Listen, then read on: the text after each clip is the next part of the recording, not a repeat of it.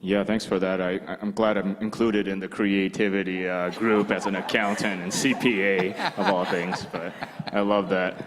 I guess from my perspective, I think we can answer the question of work missions from a variety of ways, but just in the theme of what I've been learning as part of the cohort group of creation, fall, redemption, and restoration, the restoration piece is such a critical piece to answering the mission.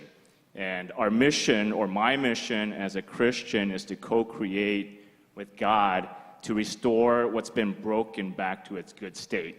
So it sounds a lot like theory, but let's kind of break it down. I myself am a CPA, I'm a business owner, I'm a financial officer, and a real estate owner. And one of the things that I am conscious of is internal controls. And I know I talked to somebody in the room about internal controls, and a lot of you would kind of turn your eyes down, but it is an important matter for us financial officers. And people just look at that as a compliance matter. But for me, when the gospel sort of drives this point in, it goes far beyond that. When you have internal controls, it gives you the best opportunity to produce accurate statements that then are free from material errors. And what that means is that a lot of stakeholders are able to use those source documents to make really good decisions and bring their imagination to the table.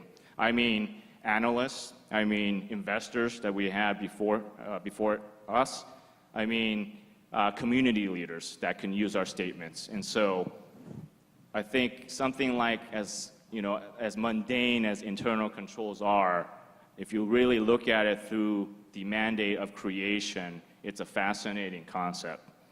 And one other thing I was kind of thinking of, Steve, while I was coming here was plant safety. So I'm in the business of food production and distribution and getting it out into the supermarkets and restaurants. And so plant safety is such a key piece. Some of us look at that as a workers' comp issue and kind of write it off.